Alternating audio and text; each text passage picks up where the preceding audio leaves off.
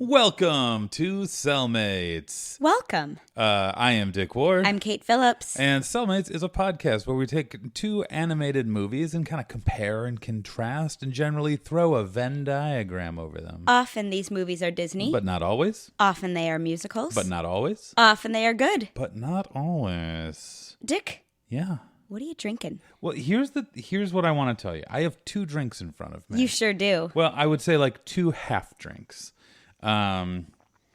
It tastes like it might be a Belgian beer mixed with an IPA. How very oddly specific. Yeah. What a very oddly specific drink. It's interesting because what we are drinking today, and let's call it a Radiant Delirium. Yeah. What we're drinking today is two beers, which on their own are good. Yeah. They are memorable beers. And surprisingly, you can mix them together. And they're great. We weren't sure that we did this mostly as a joke because we found a beer perfect for each of our movies today. And then we're like, what would happen if we mix them together? It'll probably be really gross. And then we tried it, and it wasn't gross. I kind of love it. So we poured more. Yeah. So it's kind of like a black and tan, but it's more of a tan and tan. It's more of like a tan and tan. Tan, slightly darker tan. Kate, one of those beers, I heard you say Radiant, so I'm going to say that one of these beers is from the company Radiant Pig. The brewery Radiant Pig. It's their Own the Night. Which is the one with the raccoon on it. It's got a cute little raccoon doing some graffiti. And probably about to eat some trash. Like a or smorgasbord. Had just eaten some trash. Smorgasbord. Maybe. And the other beer that is in here is Delirium, which is a Belgian brand, but Delirium Nocturnum, which would be a reference to nighttime. Nighttime. And Delirium's got That's like a more very... incidental, but yeah. They've got a very specific design. They do have a very specific logo, and it is a pachyderm. Ooh. Achyderm. Uh-huh. That it is rosy colored, a pink elephant, you might say. Elephant. Huh. And it it could be marching like it's on parade. Yeah, like I'm parading this beer down my throat right now. It's delicious. So this Radiant Delirium. Yeah. We ran into some luck this time. Yeah. Because the two movies we are doing are Dumbo from 1941. Which features pink elephants. Pink elephants prominently and infamously. Yeah. And Charlotte's Web, the 1973 2D animation version, where Radiant Pig is a major plot point, like those literal words. Which is the one I always like. I remember that Charlotte spins some pig, and I remember. See, I don't even remember that one. I remember Terrific, and I remember Humble. You don't remember Radiant? I completely forgot about Radiant until we watched the movie, and I'm like, Radiant? Yeah. Okay. Maybe it just sticks in my mind because I've seen this beer brand a lot, Yeah. Radiant Pig, but Radiant to me seems the most salient. Anyway, for like the first time ever, we have found two beers that seem to be specifically inspired by the actual movies we're doing. It's certainly Radiant Pig. There's no other explanation for why you would name a brewery Radiant Pig. And Delirium's logo is a clear pink elephant. Dancing pink elephant. And the fact that it is named Delirium, as in like a boozy nightmare, seems to be a direct reference like if as you well. Drank weird green champagne water. Yeah. Oh. Yeah. Yeah. It's like if there was a beer called like Elsa's Frozen Powers. Like, all right, it doesn't say frozen, but we know what this is about. If it's like Ice Princess. Well, then it could just be one of those Ice Queen. Bigfoot chop kick panda. My sister, I'm going to tell this story, took my niece to like a thing for Christmas. They went to like one of those indoor water parks. It's like a meet and greet with characters. Yeah, at that water park they had a meet and greet with characters, and it was called Meet the Ice Queen, and the silly snowman and the ice harvester and the princess. Like Snow Princess and Ice Queen. Yeah. And so I called up because I got tickets for them for Christmas. I called up to make the reservation. I'm like, yeah, I'm looking to get a reservation for dinner with the Ice Queen. They're like, oh yeah, the Frozen 2 event. I'm like, got it. Okay. Oh, okay. You just can't put it in print. You just can't put it on your advertising. We see. But this is Elsa. Anyway, but turning back Yeah. to these movies, Yeah. Dick, why did we pair them because they have beers named after them? Is that the main reason? No, actually, Kate. Actually, we paired them because they're weirdly similar. They are. In that a smallish animal gets depressed, and then an even smaller animal helps it. Yeah, it's kind of an extraordinary, like an animal with kind of exceptional powers and some sort of exceptional animal. and a hype animal friend. Yeah. I also remember both these movies, watching them in childhood and noting as a child that they are very sad. Yeah. There's a lot of sadness in them that is not typical for an animated children's movie. I was ready for tears in both of these movies. I was just prepared. And yeah, and it's actually also been a while since we've talked about in an older film on this podcast. We've done a lot of recent and newer classics, but it's fun to kind of take a dive into the Wild West a little bit of animation. I mean, the Dumbo is what, 1941. 1941. And Charlotte's Web is 73, so not as old, but still kind of But still older. And in a weird spot for Disney animation. Yeah. To me, the marker is Little Mermaid, that like everything after Little Mermaid is Like a different contemporary. type of movie than the ones before it. But yeah. So Dick, tell us about what you and Dumbo have as a shared history. Yeah, so I mean I've seen Dumbo before, like as a kid, but I don't know the last time I've seen it. I do know that it made me very sad.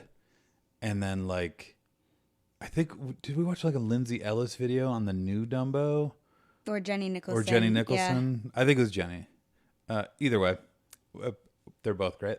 We watched a episode on Dumbo, the new Dumbo, and it made me sad about the old Dumbo all over again. Because to be clear, when he says they're both great, you're referring to Jenny Nicholson and Lindsay Ellis, not both Dumbo movies. Because it seems the second one is terrible. We have not seen it. No. But it doesn't look good. It doesn't look great. Yeah, it looks like it has a weird Disneyland plot point. But it doesn't offer any commentary on Disney as a multi-conglomerate. So what's your experience with Dumbo, Kate? So I was an elephant lover as a kid. You're still an elephant lover. I do, yeah. We have 3 elephant paintings? A surprising amount of elephant art, kind of by accident. I collected them growing up. They were my favorite animal. And I have very shadowy memories, but apparently Dumbo was my obsession movie all the way up to Beauty and the Beast. Really? Yes. So Beauty and the Beast comes out when I'm 4.5, but from the age where I can ask for a movie until like 4.5, it is Dumbo. I have been told stories where I would go over to my grandma and grandpa's house after church, put in Dumbo, and watch it for the next 8 hours because it would finish. I would rewind the tape and just press play again, or ask someone to do it. So you watched Dumbo 8 times? 8 times. It's a 64-minute movie. It is not a long movie. Which I hadn't realized before this current watching. So it is Which is probably great for kids, too. Yeah, it is. An hour is, and you can do a lot in an hour. They do. So I would say that I've seen Dumbo dozens of times in my life. I don't remember all the times that I've seen that. Aside from today, what was your most recent watching of Dumbo? Honestly, probably age 6 or 7. Yeah. Not at all recently. Yeah. But I was delighted with how much of the visual sequences had just imprinted on my mind. There were a couple moments where you were just like, oh, this is bringing something back. Like when the giraffes walk into the train car and they have the ceiling is open for them, but it has 2 half-shaped holes, and then when the ceiling comes together, it's just the holes for their neck. Yeah. Kind of like I guess like stockyard, like Kind of. yeah, like stocks. But yeah, like that was a very like, oh, I didn't realize that this was deeply lodged in my brain. Yeah. And really all the scenes that way, but there were a couple visual moments that stood out especially. So it was fun to rewatch it and relive that. Yeah. But this was a movie that was very important to me for like 2 years and then not at all. Yeah. Yeah.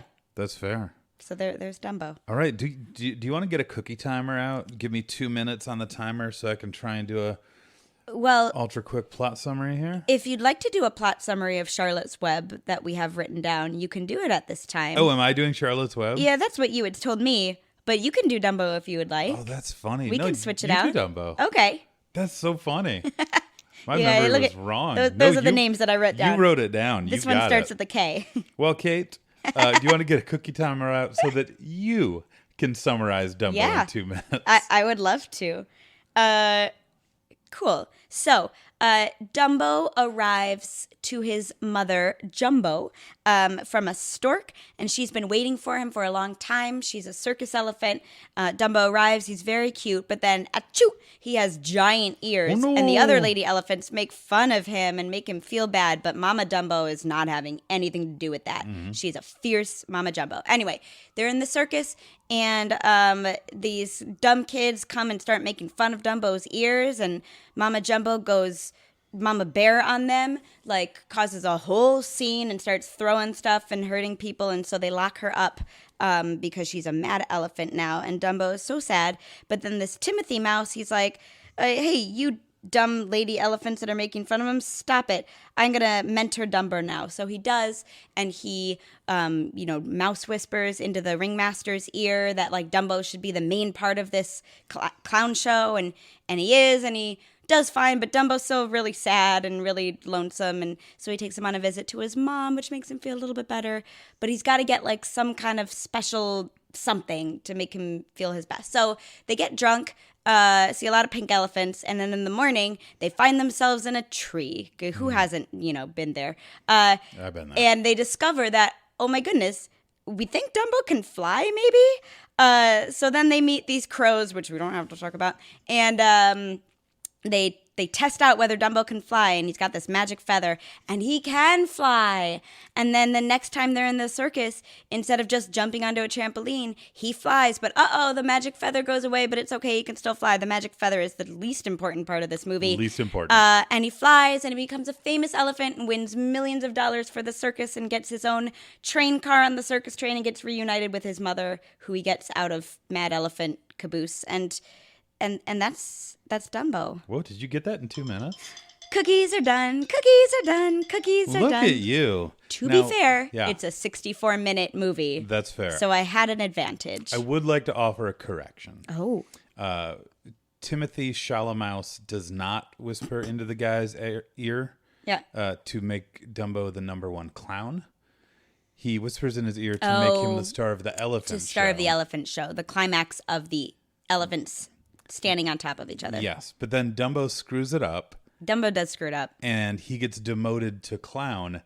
Thank you for- Not only in job but species, because the other elephants are like, he's a clown now. Well, let's say the solemn oath that Dumbo is no longer an elephant. Which they weren't giving him any type of positive But then interaction before that. They're like, it's worse. Thank you for expanding upon that. You're I had welcome. forgotten. It kind of collapsed in on It's itself. important because Dumbo changes species, apparently. He is now a clown. There's a lot going on in this movie. So it started as a short story. Yeah. That was a roll-a-book, meaning that you could just like roll from one page to another, like with a machine kind of thing, and there was Yeah. a screen. Anyway, Disney was going to do this as a short film, and then they just kind of stretched out the material to an hour. Yeah. I was And doing when we say Disney, we don't mean Walt Disney. kind of he delegated. He Dumbo. delegated, but mainly he was not involved in.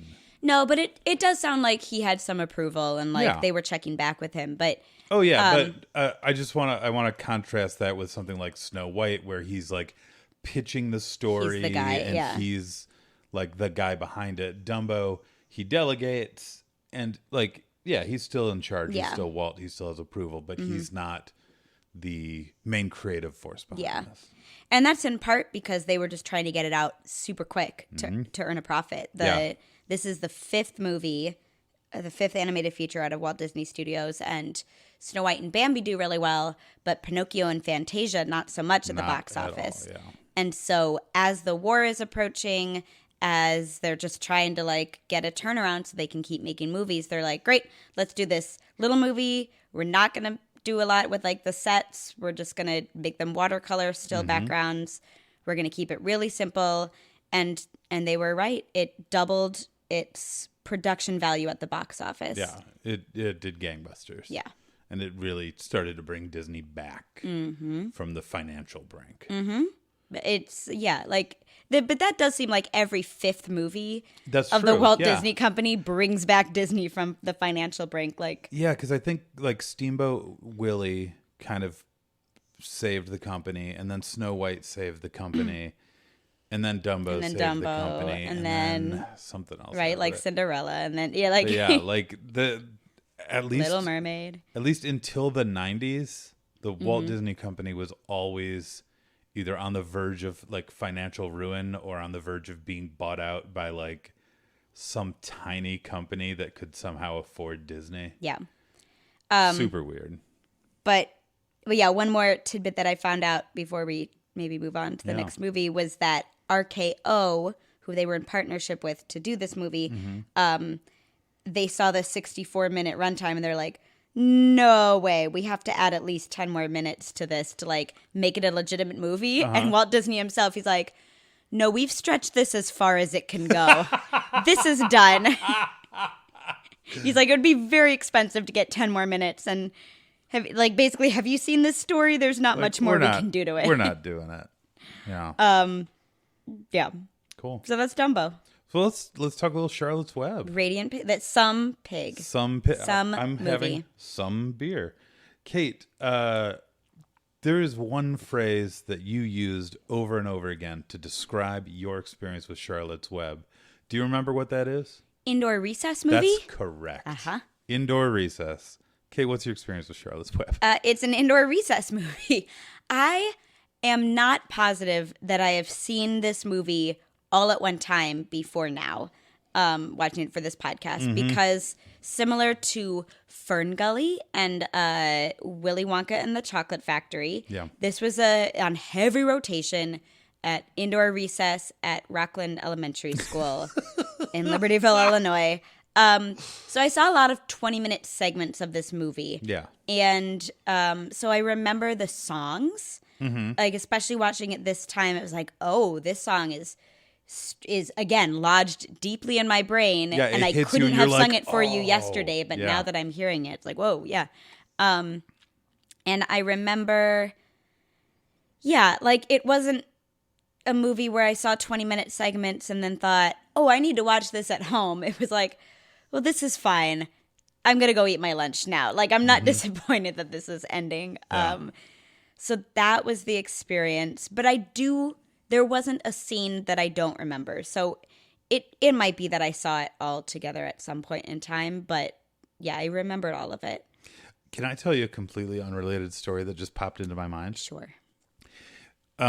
Do you remember when the little girl got stuck down a well? That might have been before your Like Baby time. Jessica? I think so, yeah. Yeah.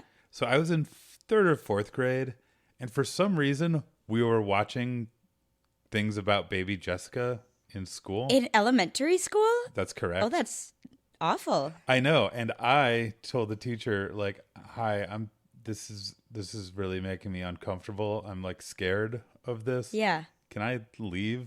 And so I got to go play Number Munchers and Odell Lake on our Apple IIs. Was this during indoor recess or just like No, during this was classroom just- hours? We did some weird stuff during classroom hours. I don't know why. Like, what was the advantage of us watching the It Baby wasn't Jessica even story? the Baby Jessica indoor recess news break. No. No.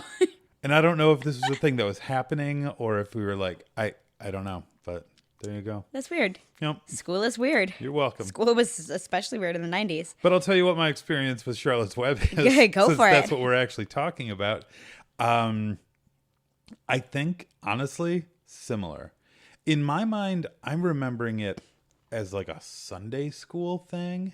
Oh. I don't know why, but I like feel like I remember watching this in a church. Charlotte is a little bit messianic. Like, Yeah. she's a little bit Jesus-like in her I mean, arc. it could also just be like we were in like the Sunday school room, like being babysat Right. when my parents were in service. There are so many VHSs you can play. Yeah. So for some reason, I remember watching this in a church. I don't know why. But yeah, and I've almost certainly seen it as like indoor recess on rainy days and stuff. Did you read the book? I think so. That's my experience too. I'm very familiar with the cover of the book. Like, I know what the book looks like, but I'm like, Yeah. I don't know if I read this book. I remember until like high school, I had a fact in my head that was incorrect, which was that this was written by Webb Dubois. Oh, I would get them confused too. Like, even up until a couple of years ago, like, yeah, W.E. Du Bois and E.B. White. Because you got so close. You got the W, you got the E, you got the Yep. B. I understand. Yeah. They're very different. And like at some point in high school, I told someone and they're like, what? That's not true. What are you talking about? I do like E.B. White's writings. Particularly, he has a series of essays about New York. Ooh. And there's a lot in it that like is super resonant to my experiences. Oh, that's really cool. He's the one who has that quote, like, there are three types of New Yorkers: the native, the transplant, and the commuter. Well, it's like one of my favorite quotes. Nice. We'll Anyway. talk about this off the air. Yeah, we will. Anyway, Dick, Yeah. would you like to either recap Dumbo right now or Charlotte's Web? I'll talk about Your Charlotte's dealer's Web. choice. All right. I got this. You got cookie timer for 2 I've minutes? got the cookie timer set for 2 minutes. All right, ready? Which movie? Pinocchio. Okay, great. Okay. Go. Okay, so there's this pig named Wilbur. It is born, and he is like a little runt. He's a little tiny baby pig, and there's a girl named Fern, and her dad's going to kill the baby pig. And she's like, no, don't kill the baby pig. And he doesn't, and he makes her keep it as a pet, and she loves it. And then he's like, well, now that you love this thing, I'm going to sell it to my brother, and then he's going to murder it for food. And she's like, no, but it happens. So Wilbur, the pig, is super depressed at this new barn that he lives in. And he meets a bunch of jerks. And then he meets a spider who's like, hey, Wilbur, what's up? And he's like, I don't want to die. And she's like, well, I'm going to save your life. And he's like, thanks, Charlotte. I don't want to die. So she writes like a message in her web about how great this pig is. And then people are interested and attracted to this attraction. And then the farmer's like, boy, this pig's going to taste delicious. And she's like, Wilbur's like, I don't want to die. So Charlotte writes another message. And this goes on a couple of times. Eventually, Wilbur gets taken to the state fair. I think the state fair, county fair or something. And he competes to win an award as best pig of the fair, which I feel like the best pig of the fair still gets eaten, but I don't know. Seems like the point. Anyway, Charlotte writes another message and also lays an egg sack full of baby Charlottes. Wilbur doesn't win the normal award, but he wins like an honorary award. Lifetime achievement. And it gets him a parade. And then he goes back to the farm and nobody eats him. And Charlotte's babies hatch, and three of like the million babies are runts and can't fly, and they stay with Wilbur. The end. I have a question for you, Dick. Yeah. What happens to Charlotte? Oh, Charlotte dies. Oh no. I don't want her to die. I don't want to die, Charlotte. We cannot overstate how many times Wilbur has a just screaming existential crisis where he just literally says, I don't want to die. But it's like at the drop of a hat. Yes. Like he's a very unstable pig. That should have been one of her words. Yeah, unstable. They'll be having fun. They'll be like singing a song. He'll be like, "Oh, look at this goose. I'm playing with this goose." And then Charlotte will say like, "Hi, Wilbur." And he'll be like, "Charlotte, I don't want to die." And it's like, I get it. Like, I no don't one wanna wants die. to die, but Yeah. it just tonally, it doesn't fit into any It's scene he so does it in. weird. It's like fun. And then he's like doing like anime tears and like rolling around in the dirt screaming. Yeah, like, to the point that like you're kind of like, well, if Wilbur died, this movie might get better. Charlotte would have a lot less nonsense to deal with. Like, I'm not sure I'm on Wilbur's side.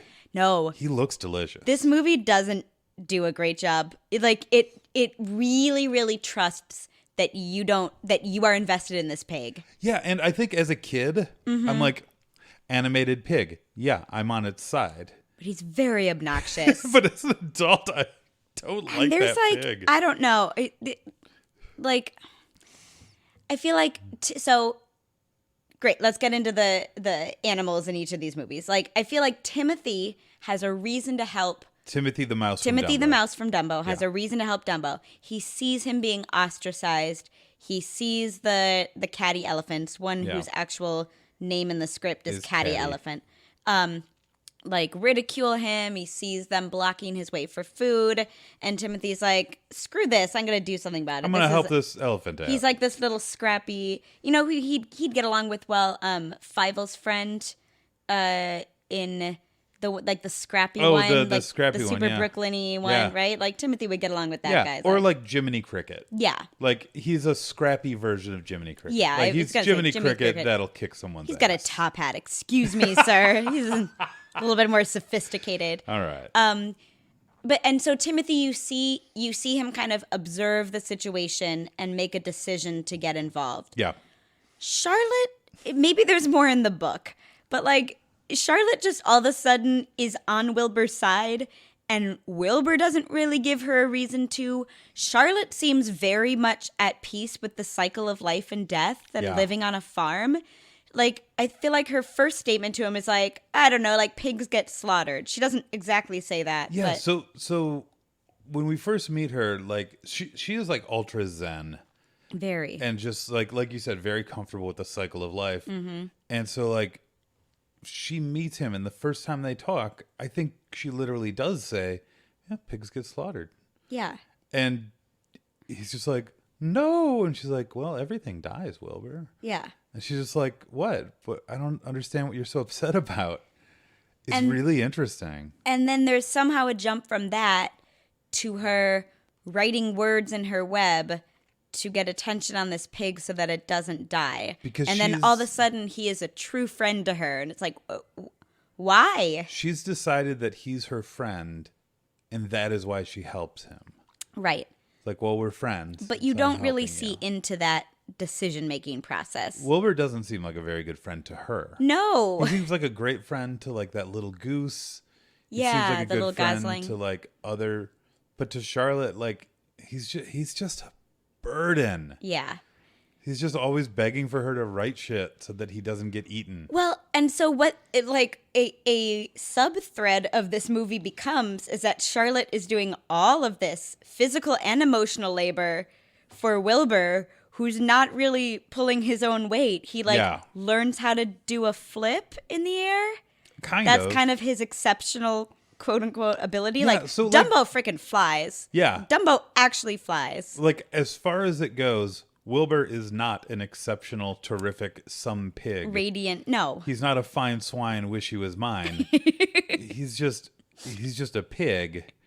And there Which, is by the way, is a song lyric. it is not Fine only a swine, wish you were mine. it is not Zuckerman's only a famous pig. song lyric, but far before the song, Way earlier.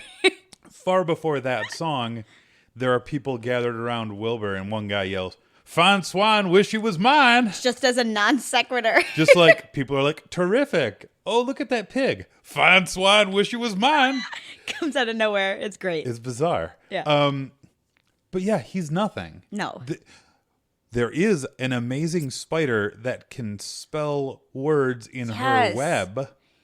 And that's the thing, is that when all of these like townspeople start to take notice, they're all like, oh, look at this spider web. It says some pig. this must be some exceptional pig. Like, bitch, he didn't like web that. He didn't do like, that. You should be talking about the spider that just wrote words in English. And like the farmer's wife or maybe Fern, the little girl, someone goes, "Oh, that must be an amazing spider." And the farmer's like, "Nope, look at it. It's just a brown spider." And I feel like there's a little bit of commentary there, like a little bit of conscious commentary of like, look at all the work that this woman has done to uplift this male. It's like, no, pretty sure that was just the male who did it.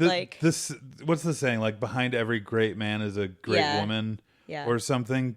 But also, like, Lord, give me the confidence of a mediocre white man. Right. Like, Wilbur is the ultimate mediocre white meat man. Like, white meat man. Yeah, that's cute. He is nothing. He's just kind of a pig. Yeah. Charlotte is a magnificent Zen spider who can write things in English in her web. And I love the crypticness of her character. Yeah. I feel like a lot of this movie, so this is a Hanna-Barbera movie. Yeah. Weirdly. So a lot of it is very broad and very much what you'd expect from Hanna-Barbera, even though it's an adaptation of this like more like farmy, folksy kids chapter book. Yeah. But Charlotte is just so interesting. Like, she'll just say, like, partial sentences and then go away. Mm-hmm. Or kind of this thing of, like, well, everything lives and dies. She's done. Out. Like, she's out, and everyone has to deal with what they just heard. I don't know what the word is. She's not, like, matronly. She's, like, grand matronly. She like, kind of has a similar energy to what my grandma had. Like, in my memory as a kid, I'm like, oh, yeah, grandma was just kind of like, oh, don't eat that fly in front of me. She's like, what? I need to suck its blood so I can live. Yeah. I mean, my grandma didn't do that. But Charlotte is the most interesting character in this movie. She's just very, I feel like Charlotte is almost a commentary on like, kind of like the new civilized city living versus like old country living. Like, oh, look, I'm going to eat meat, but I don't want to know where it comes from. And Charlotte's like, yeah, it comes from animals. Where do you think it comes from? I've got 30 to 50 feral hogs in my backyard. Yeah. Then I need to shoot. Yeah. What are you going to like? If you don't want to kill them, then don't eat them. Like, but that's where it comes from. You don't like. She's like, don't be blind to that. I don't know. She's really interesting. It is an interesting, no pun intended, thread through this movie. And I think it's obviously, I'm sure, more prominent in the book, that this is a story about death. Yeah. And like Beetlejuice. Mm-hmm. Welcome to a show about death and pigs. Charlotte's Web. And the Charlotte character knows that. And the writers of the Charlotte character know that. Charlotte knows this is a movie about death. About the other animators or storytellers, but it is a thread through this, and I think that's interesting. Yeah. I don't think it always works. I think this is an uneven movie. Absolutely. And Charlotte's character is done well. No.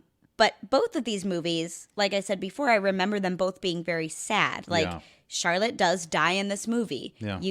She foreshadows it a bunch, and you know it happens. Like, it is spoken of. It is not just, and then Charlotte disappeared one day, like Klaus in Klaus, right? No, she just dies. She dies.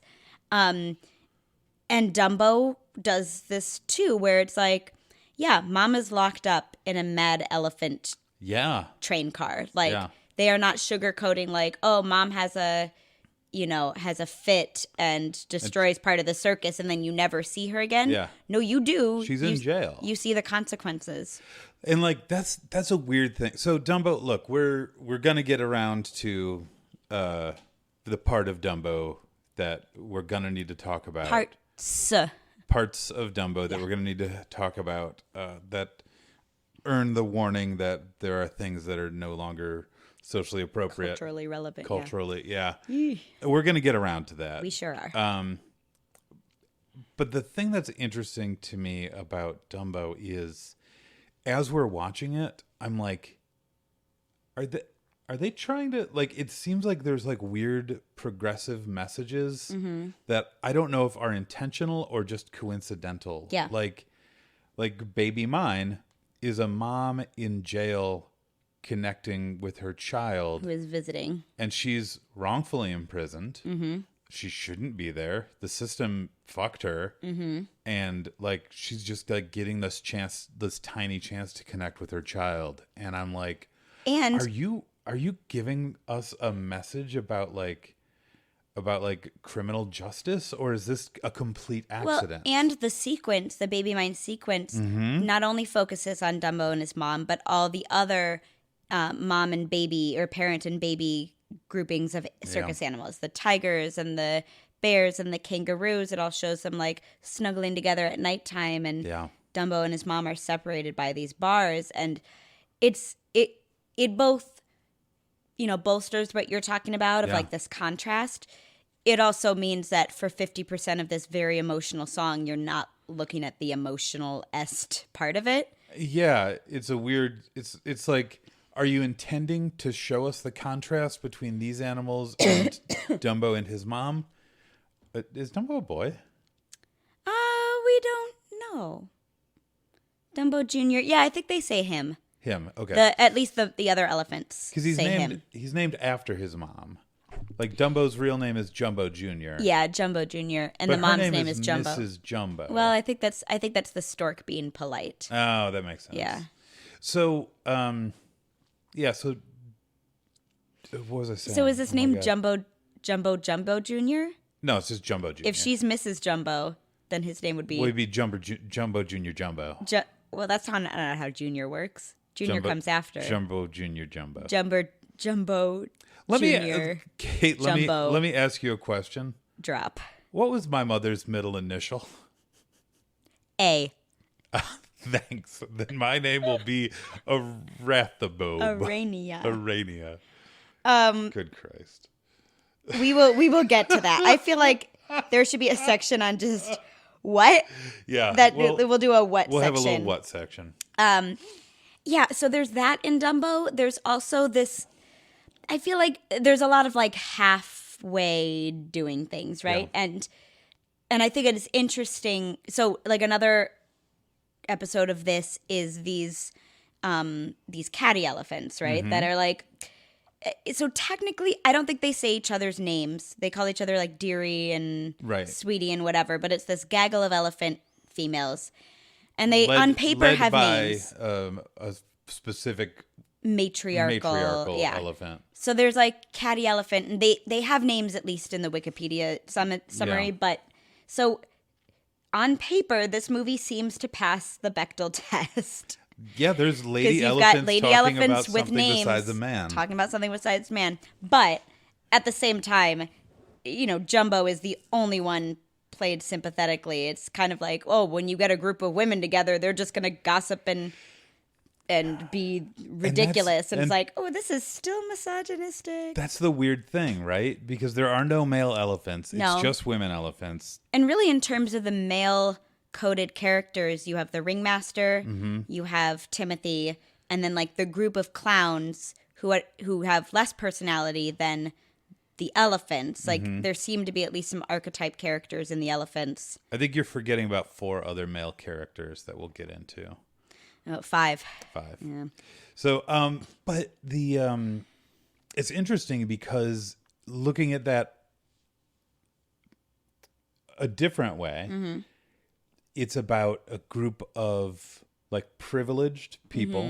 Like Dumbo's mom is clearly, like from the beginning, she is in the out group. Yeah. She is not the popular elephant. She's not part of that elite group of elephant ladies.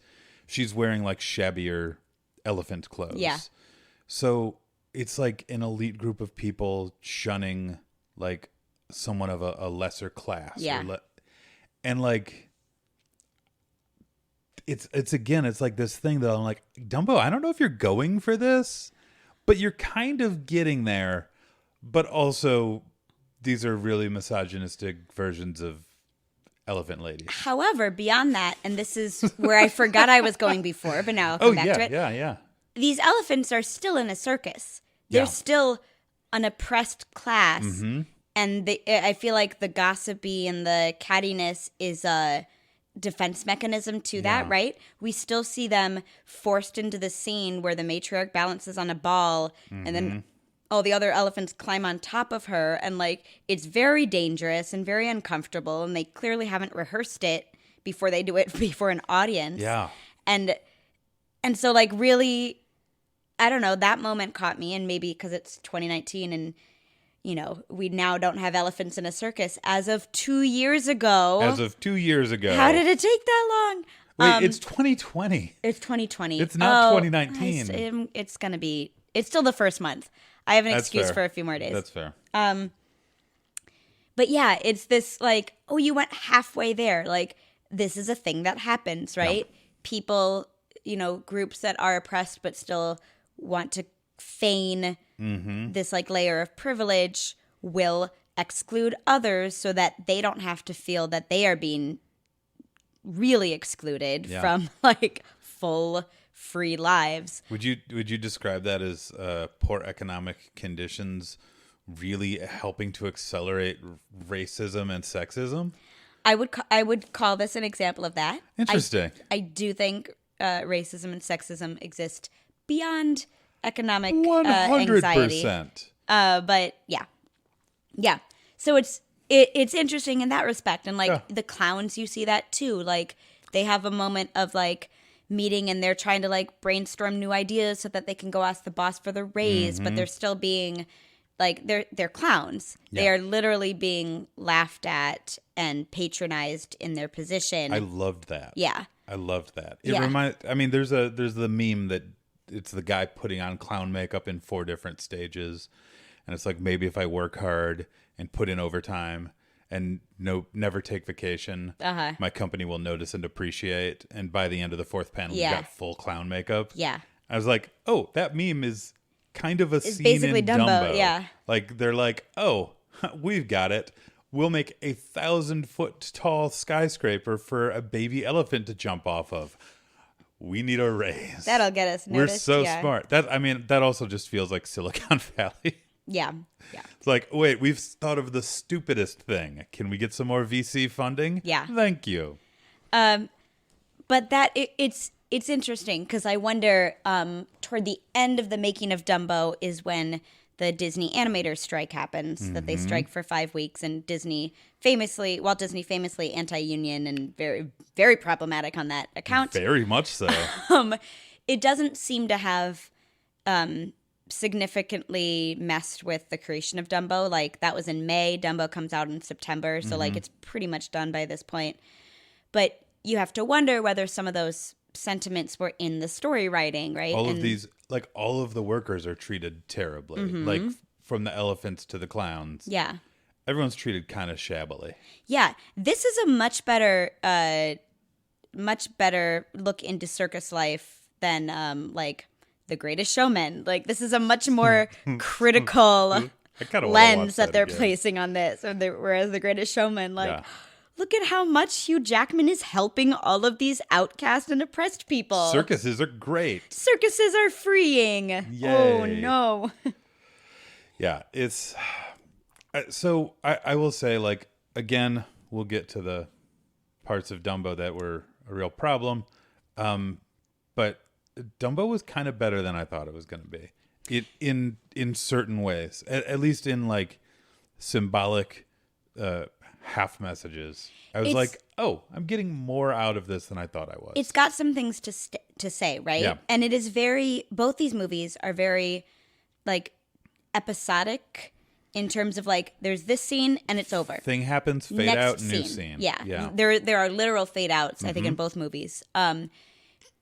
This movie, we watched behind the scenes of it, and apparently the script writers sold it to Disney, like, not sold it for money, but, like, sold Disney on it by writing it in chapters, by saying, like, this chapter is this, cliffhanger, we'll get the next version, we'll get the next chapter to you in a couple days. Yeah. They did that to kind of keep him interested. A full storyboarding, which is what Disney was doing and continues to do at this time. And you get that in Dumbo. I think there's more, well, both of these movies do have arcs from beginning to end. That's true. Our protagonist ends up in a different place than they started. and they kind of overcome an obstacle that was in their way.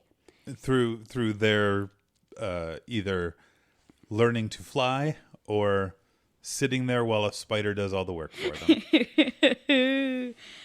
But they do feel very chapter oriented, like this chapter, and Charlotte's Web makes sense because it's based on a chapter book. Yeah, which isn't Although there necessarily are maybe written some in, better ways to adapt it than that. But yeah, but the book isn't necessarily written in like that 3-act structure, right, that like a movie typically is. It's episodes on the farm, and this was what happens here. And I guess Dumbo isn't really written in a 3-act structure either. It's written in a 2-act. 2-act, and then the 3rd act is 7 minutes long. Yeah, and then we're done.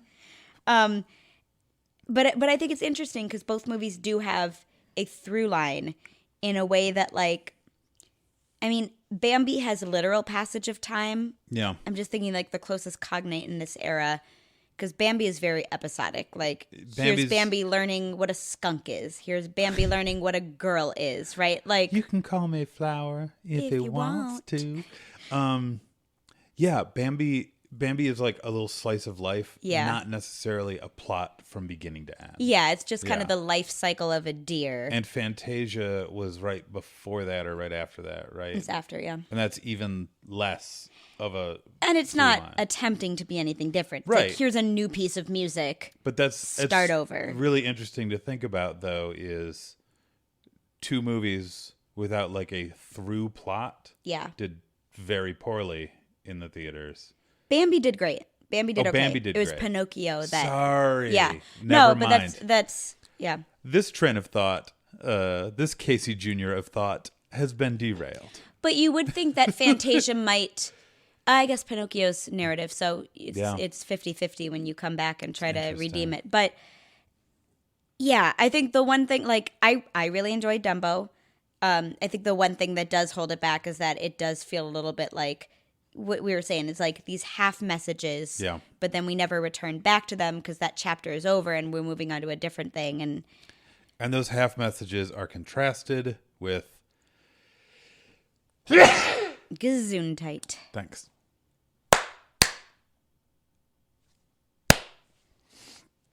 Those half messages are contrasted with racist characters. Yeah, so let's move on to the what. Yeah. And the biggest what in the room. What? Oh, okay, so which is yours in Dumbo? Which one surprised you the most, or which one shocked you the most? I knew about the crows, right? Yeah. We all know about the crows. There was talk that on Disney Plus, this Dumbo was going to delete the scene with the crows. I had forgotten how integral they are into seeing Dumbo fly for the first time. Yeah, you can't. Which again is 5 minutes from the end of the movie. Yeah, it's Did so you close remember to the that? end. Because I thought it was a thing the whole time. Yeah, like that's his whole ride at Disney World is Dumbo the flying elephant. Yeah, and you don't get it till minute 59 out of 64. He only flies at the very end. Very end. Anyway, so the crows are I get anyway. So it was talked about that they were going to... Timothy the Mouse and Dumbo go on a bender. They end up in a tree. Mm-hmm. Timothy's like, oh my God, how did we end up in a tree? Did you climb? Maybe you flew. Oh wait, you got big ears. You can fly. Yeah. And then these crows sing a really clever song. Well, the crows are going back and forth with Timothy this whole time. They're already like kind of like...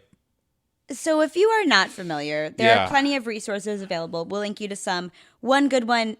So in general, if you have not heard, there's a podcast called You Must Remember This. Mm-hmm. And she has done a 6-episode series on Song of the South, which is not on Disney Plus. That promise they fulfilled. Yeah. This will not be on Disney Plus, and it's not anywhere. I'm a little disappointed because I'm really interested in it. There are YouTubes. You can go on YouTube. Like, I know. It's places. But also it is still in their parks, so... Yeah. So she goes from the whole thing of like the genesis and like... I think it's in the first episode that she talks about other racist controversies in Disney up until this 1946 release of Song of the South. And one of the things she goes into is the crows. Yeah. So like if you want to listen to that episode, she does another episode on... that kind of delves into minstrelry, and that I think is also related to this. That so the crows are they are depicted as stereotypical Black characters. They are Black in color, but that's what a crow is. But their voices, their vernacular, the jazz composition of their song, all like they're definitely Black characters. Yeah. 4 of the 5 are voiced by Black actors. The main of the 5. Yeah. The main one is not a Black actor? No, it's a white actor. Oh, what's his name? It can't be horribly offensive. Can't be horrible. So the original name in the script is Jim Crow. Oh. I think before release, someone figured out, we can't do this. So they changed it to Dandy Crow, which, if you have some experience in the history of Black minstrelry, Dandy is not really any better. Not much better. It's another like negative stereotype of, it's like a stock character from Black minstrelry. Yeah. Which sometimes was white entertainers in blackface, sometimes was Black entertainers, but essentially putting on a blackface character. Yeah. Not the makeup, but so our lead crow does, like, we assume that he does not have blackface on in the studio. Right, he's not. You don't know. He's not on screen in blackface, but he's absolutely doing a Black voice, playing a broad stereotype. It's rough. It's rough, and there's been back and forth on this scene of like, is it as bad as it seems? They are trying to, like, the conversational style is. They researched like Cab Calloway and Louis Armstrong albums where they'd be talking with their band back and forth, and they kind of lifted those vernacular styles from there. Yeah. This is a conversation with Porgy and Bess too, where the dialect is like comes under scrutiny. Yeah. Especially, and I think the big thing for me in this scene, reading the research on I don't want to say both sides because I think there's a more important voice to listen to. Yeah. But the biggest problem is that it's white creators, and the main one is a white voice. White creators and a white actor. White creators, white actor, and it's white songwriters, white script writers, white animators that are trying to copy this style, but they're copying the stereotypical elements of it in a way that feels less than authentic. Yeah. They used like in terms of the crows have some really stylistically, if you're just taking everything out of it, really impressive animation in the dance. We're gonna pretend that the problematic part isn't there for like a quick second. Lift it up for a second. The dance is great. The dance is great. And they had like two the black, Jackson brothers. I believe that. I think I will look it up. They had 2 black like dancers, like tap jazz dancers, like vaudeville dancers, and they come in and they used like inspiration from them for the crows. Yeah, they animated their specific dance moves. It's awesome seeing it like back to back. The crows have really, each of them has a unique character design, so you could tell them apart. They're well designed in that they have a unique design. And the song's lyrics, I feel like, are very clever. So the song is like, I'm looking up the lyrics right now, like, so I can see. I've seen a house fly. I've seen a horse fly, but I've never seen an elephant fly. Right. I've seen a rubber band. I've seen da-da-da. I've seen that. Yeah, it's a lot of puns, and it is a clever song. Yeah. And I don't even mind it being jazzy, right? Yeah. Like there's a history of and you could talk about whether it's appropriate for Alan Menken or Randy Newman to be using these styles of like specifically Black music. Yeah. But this I don't mind as much, but like, right, the hook is, but I be done seen 'bout everything when I seen an elephant fly. Yeah. And that the specificity of those lyrics the specificity of that vernacular is, in 1941, they think that's being respectful, but it really was never okay. Like, that's the thing is that... Or do they think it's being respectful? Right. Well, they're certainly not asking anyone if it's respectful. They're not getting voices on it. Well, okay, I don't want to get too bogged down in the racism, so let's talk about the other song. So this was the one that surprised me more because I just plain forgot about it. It's called the Song of the Roustabouts, and it is the sequence where they are the circus workers, human workers, and the animals are setting up the physical circus in this like Florida town, or maybe Georgia by that point. The train goes all over the place. But they're setting up the tents. For some reason, they're doing it in a torrential rainstorm. You'd think they could wait until the morning. And like, you know, when the rain dies shitty down. working conditions for everyone. Anyway. It's a beautiful rainstorm. It looks so good. Disney figured out how to do storms really early on. Like the Bambi storm looks great. This storm looks great. And some of it looks better than like storm sequences in contemporary movies. Yeah.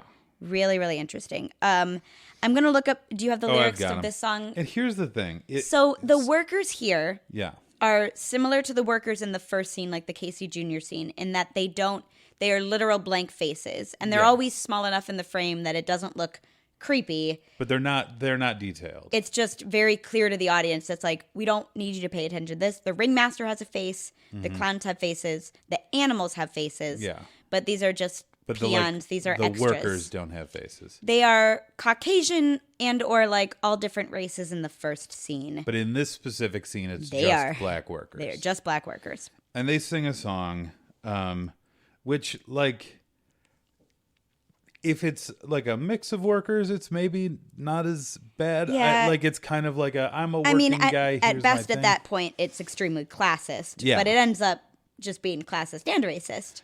Yeah, so so they talk about how they work very hard. I mean, from the beginning, we work all day, we work all night. We've never learned to read or write. We're happy-hearted roustabouts. So already you kind of have the happy slave. Yeah. Trope. We don't know when we get our pay, and when we do, we throw our pay away. We get our pay when children say with happy hearts, it's circus day. Pay away. I mean, isn't it? It's disgusting that that's still happy, right? Like, this is the headphones and sneakers debate now, right? Yeah, it's rough. Yeah, and like, there's a lot. I don't know if it's in the version you saw, and I don't know if it's still in this version, but there is a version of like where we are big apes. Like, certainly in the original version, the word apes is used. So they don't say we are apes. It's keep on working, stop that shirking, grab that rope, you hairy ape. Yeah. So it could refer to a gorilla, like a literal gorilla. Well, and also, because we've seen a gorilla, and the elephants are certainly helping. Well, but it can also refer to a person in a non-racist way. Yeah. But when all the characters are black, it just it's like bad. Maybe not intended. Maybe it's just like these are workers, but I don't know the intention, and it just feels wrong. The crow scene, I think, needs to be replaced. It is too integral to the story to take out. Just like I do think in Peter Pan you could take out what makes the red man red. The song, I think you can take out the song, and it would still be bad, but it would be so bad. And like, that's the thing, is that the crow song is maybe the least problematic. Yeah, like part of the crows being there. Performance is problematic. The song, like, but like, especially if it's a jazz style song, that vernacular is a little bit more. Oh, this is musically a thing, as opposed to just musically appropriate. This is how black people talk. Like, it's yeah. And I think you can. I think you can wrongly defend the crow scene better than this roustabout scene, where it's just like, no. and I do want to say, like, full disclosure, you probably know by looking at our podcast art, we are two white people. Two white people. Don't listen to us on this at all. So we're responding the way it struck us, but there are better people to have this conversation of what is and what is not acceptable. Of like how offensive this roustabout scene is and what the deal is with the crows. Like, there are better people to listen to, and we'll try and link out some resources I've on done that. some research. But we're given our I mean, it's our show, so we're giving our opinions. Boop. I thought I had one more thing to say, but now I don't. I mean, certainly we watched a making of Dumbo special. Yeah. It was a special feature on Disney Plus. And can you look up the wording of the Disney Plus content warning? Yeah. So we watched this special that I think was done for like a mid 2000s special edition of Dumbo. Mm-hmm.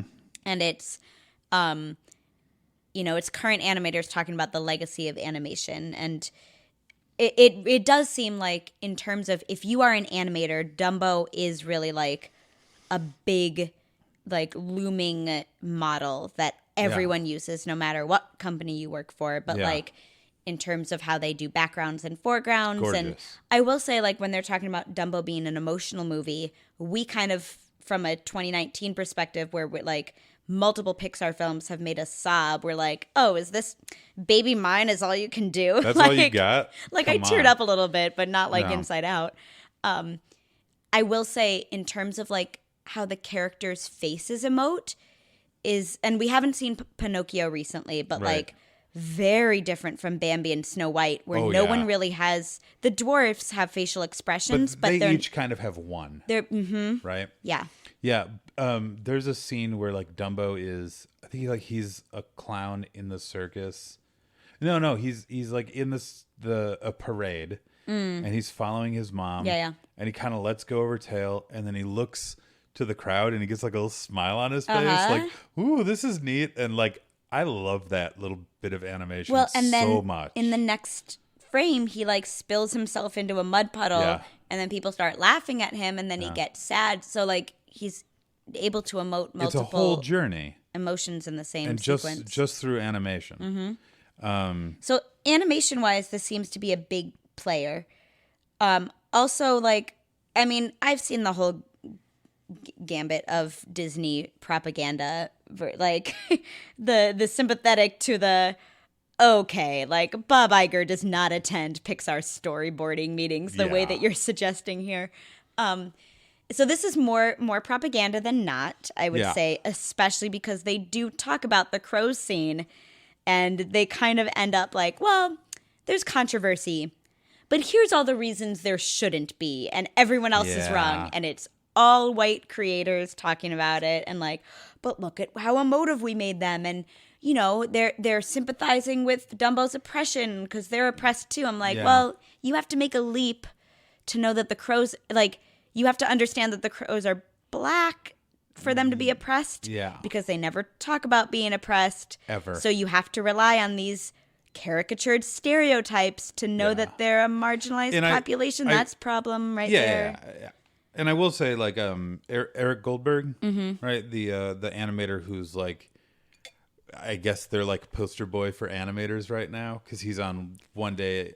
He's a long timer. I think he's one of the only Renaissance ones who is not factioned off to another studio or just retired. They use him for interviews and everything. He's animator behind the Genie. He's a director of Pocahontas. He's done a bajillion other things. And he is so passionate about animation specifically that like he does do kind of a shitty defense of the crow scene. Yeah. But the rest of the time he's like, there's a story. I don't know. Look at how well this is animated. And like, I think it's really hard not to get caught up with his passion for like, look at how good this looks. right, but at the same time, if someone says, "Hey, this is offensive," Oh yeah. done. No, like, there are plenty of other scenes in the course of Disney's 90-year history of animation That that are shows well the animated. things he's talking about that you can refer to besides the crow scene in Dumbo. Oh, I agree. I would love for this to get, like, right, like, there's no one who's going to tell you, like, there's zero wrong with this crow scene, right? Like, even the people in this documentary are saying, like, well, there's this but, like, they do know that they have to say the word but, not And. no. Yeah.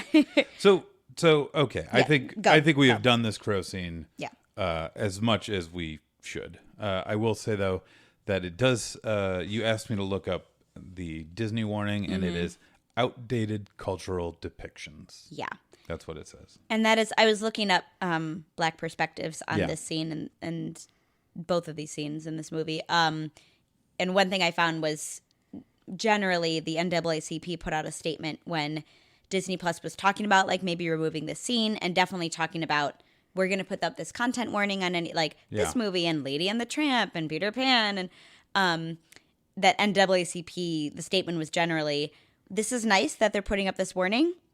It should be more prominent. It should be more specific. Yeah. Because you have to, the way that Disney Plus at least works is you have to find the movie You and have then to go to the description. to the description, which Yeah. is not something that you're automatically going to see if you don't- watch the movie. If you click play on Dumbo, you will never see this warning. And I do agree. NAACP I trust a lot more than my own opinions. And like, do I believe this like we'll get to it at the end, but like, should this be completely like destroyed? No, it's a really interesting piece of history. Should it be watched without context? No. Nope. It's a really problematic piece of history. Yeah. No. So going back to Charlotte's Web. Yeah, let's do that. Hi, Wilbur. Not overtly racist. No, like surprisingly. That's nice. It's fine. There are no black people or people of color in this whole thing. Yeah, I think you're correct. I mean, it's like on a farm in the Midwest in like the early 1900s. I'm trying to think if there might be black people at the state fair or something, but there could be, but I don't they're think not there characters. are. They They're don't say words. Certainly not. They don't say "fine swine, which was mine." And no voice actors. Right. So it's just absence of, which I guess is hooray, progress. It's better. I guess. So is there anything in Charlotte's Web that makes you say what? Let's first say, Oh my God, wait, is that what we're calling this segment? Things that make you say what? A funny line. Overt No. racism. So let's start with the those layer. are our two things. Let's start with the layer of overt giant problems. Do you recognize any in Charlotte's Web? I mean, we talked about the fact that Charlotte does all the work and Wilbur does nothing. Yeah. And he's the one that's recognized. I think that's it. Okay. For me. But otherwise... do you have anything else? No, I don't. I wasn't sure if you were setting me up for I just want to acknowledge that Dumbo has bigger problems. Yeah. It's Dumbo. It's from 1941. It's Dumbo. In Charlotte's Web, the things that make me go what Yeah.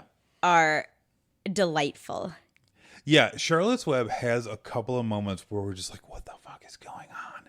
And it's really like we paused because we were laughing so hard at one. Yeah. I think we rewound. Yeah. Yeah. So before we get to the, I know the one that we want to talk about. Can you save I have that several. one? Okay. Yeah. What else do Sure. you have? I don't. You referenced this earlier. Can I talk about it? Yeah. Dick, what is your mother's middle initial? A. So these 3 spiders are born at the end, right? yeah. Well, no, like thousands of spiders are born. They all fly And away. 3 spiders remain to be like Wilbur. Wilbur's like raising these spiders. They might be runts. Is that officially what that's the official line thing? is? They're too light or too weak to fly. And right, they're babies. They don't know anything. They could talk, and they introduce himself, or like Wilbur introduces himself. He's like, I was a friend of your mother's. They have like a kind of a mix between adult and baby voices. Like they have high voices and they talk a little like this. They don't say widow, but they say little. Like, so they have this weird delivery. And this is the last scene in the movie. I would say almost like an Elmo delivery. Yeah, it's a little Elmo. This is the last scene in the movie. Like, Charlotte is dead. You know that Wilbur's going to live a long life unless he dies too, because death is a part of life. Yeah. And then these 3 are just like, they spend like 4 minutes on their naming ceremony. Naming 3 spiders. And the first one says, I'm trembling with joy. And Wilbur goes, then I shall name you Joy. And it's like, what? Why not Trembles? Why are That's you? a great name. 1, why are you naming spiders? 2, I feel like he needs to like pass down. He's like, I don't know. Charlotte made up words for me, so now I have to make up words for someone else. So names that one Joy. And then the second one doesn't describe emotions at all. It just says, just Matter of fact. What was my mother's middle name? Wilbur, without batting an eye. No. What was my mother's middle initial? Right. And Wilbur, without batting an eye. A? And I'm thinking, like, how does he know? Was this ever... And in my mind, I'm thinking, okay, Charlotte A. Webb. Was that ever said? Charlotte A. Webb. And then her last name isn't Webb? No, Wait. Charlotte, we're never given a last name for her. We're never given a middle name. Charlotte A. Spider? She is a spider. Yeah. What was my mother's middle initial? A. Then I will name myself Arania. So it's like already not in the same category as Joy, right? So like crazy. And then the third one is like, I don't have a name. Yeah. And Wilbur's like, I will name you Nellie. It's For the no reason. weirdest, most random. So the first one is named after the An emotion emotion that she they're feels. feeling. The second one chooses its own name based on its mother's middle initial, Which comes out of nowhere. And Wilbur just A. He's along. He's up for it. Yeah. And then the third one is Nellie. Nellie. It's not like Fern. That would have been a good name for 'Cause that third Fern's spider. the little girl that raises Wilbur. Oh, that would have been sweet. Like there could have been other things, or like Charlotte. Yeah, Fern. Charlotte. We've got two right there. Right. And then name the third one like some pig. I mean, really, they should all be named Templeton. Oh my God! Can we talk about Templeton? He's going to show up later in our final okay. cut. Keep No. going. Keep going on this list. But let's talk about Templeton because he's the other character that make us go, what? Templeton is a rat. He is played by Paul Lynde or Charles Nelson Riley. Depending on what Netflix would have you believe, or both. Netflix lists both Paul Lynde and Charles Nelson Riley. Netflix is, because, the way they do the title, it's like title, year, like 3 actors from it, and then some more information. And so they list Debbie Reynolds, who is Charlotte. Then they list Charles Nelson Riley, who is not in this movie. And then they list Paul Lynde, who is Templeton. But it made us go on an IMDb goose chase. Yeah, I was like, oh, maybe Charles Nelson Riley's Wilbur. Is he Wilbur? I'm like, it doesn't sound like him. Yeah, it's but he's kind of got like a little bit. The only of time that Charles Charles Nelson's Riley has, hidden his voice at all. No, it's just some two people at Netflix had a disagreement, so they just put both names in. So my theory is that someone was like, it's either Paul Lynde or Charles Nelson Riley. I'm gonna write them both. Because if you are not familiar, look them up. They're both like Hollywood Squares, 60s guys, both like famous for their like covert, overt, stereotypical gay presentation. Yeah. Some of the first of that generation. Yeah. To kind of express themselves as more or less openly gay, even though neither of them admitted it till either the end of their life or never. Right. Charles Nelson Riley, I don't know offhand, but I know Paul Lynde. If you watch American Dad, the alien is just based off the Paul Lynde voice. Yeah. Like it's straight up an impression. But just like isn't Stewie is Rex Harrison? Yeah. It's specifically Henry Higgins. Henry Higgins. Yeah. Yeah. So so you've heard that voice. Yeah, you've heard the voice. Templeton is the best. I said before Charlotte's the best character. I was lying. Templeton is the best character in this movie. He's this like chunky old rat. Uh-huh. That will just like do anything for food. Yeah. And he's kind of an asshole, and I love it. Yeah, you saying that is like Templeton is the only one with a clear motivation in this movie. Like, I guess Wilbur doesn't want to die. But like he doesn't have a positive thing that he's after. No. And Charlotte's just like, screw it, we're all gonna die. Templeton's like, I would like more food, please and thank you. Well, I'm gonna eat some of that bacon. You give me if you die, I'm gonna eat you. We need some leftover Wilbur. But like he's randomly part of people's plots. Yeah, he is the only one for whatever reason that can like get out of the barn, because Charlotte is like kind of small and Wilbur is trapped. Mm-hmm. But Templeton's a rat, so he can get out and about and find stuff. So, and this is a plot point that doesn't make sense to me. No sense but at I all. love it, so it's fine. Wilbur knows a ton of words. Well, he learns to talk. That's in one of the songs. He learns to talk in like a 2-second. These songs are all what musical theater calls Park and Bark, which Yeah. is they stop the story, sing They a song, sing, and then they pick up the start the story story after the again. song is done. It's Sherman Brothers. The songs are super catchy. Yeah. Like I said, like the melodies were wormed into my brain, yeah. even though I didn't remember any of them. But anyway, there's an I Can Talk song, which is basically an I Can Fly kind of, it's patterned off of that Yeah. in terms of its structure. Well, it reminded but I don't me, care. It reminded me so much of the Planet of the Apes musical from The Simpsons, where like, oh my God, what's his name? Phil Hartman. Troy McClure. Troy McClure is playing the human in Planet of the Apes, and he says like, "Get your paws off me!" And they're like, "He can talk." He's like, "I can talk. I can talk. I can sing." And Wilbur starts Like, that. He's literally I can that. talk. I can talk. I can talk. And I'm like, oh, it's ridiculous. Anyway, so he could talk. He's Yeah. learning words like salutations from conversations with Charlotte. Yeah, Charlotte knows a ton of words. Has a vocabulary. Yeah. And even so, after she writes some pig in web, Yeah, her first thing is some pig. she's looking for the next word. And so she, for some reason, tasks Templeton, like, Templeton, go find a word. Like, she can't think of any off the top. Like, it's just adjectives. Like, just go for adjectives. Yeah. So Templeton, like, searches these trash piles for, like, cereal boxes and soap boxes. Just something and with writing on it. tearing off words. And the first word he comes back with, he rips off a box top, comes back, lays it out in front of Charlotte and Wilbur. And you have the better Thank Cullen you. voice.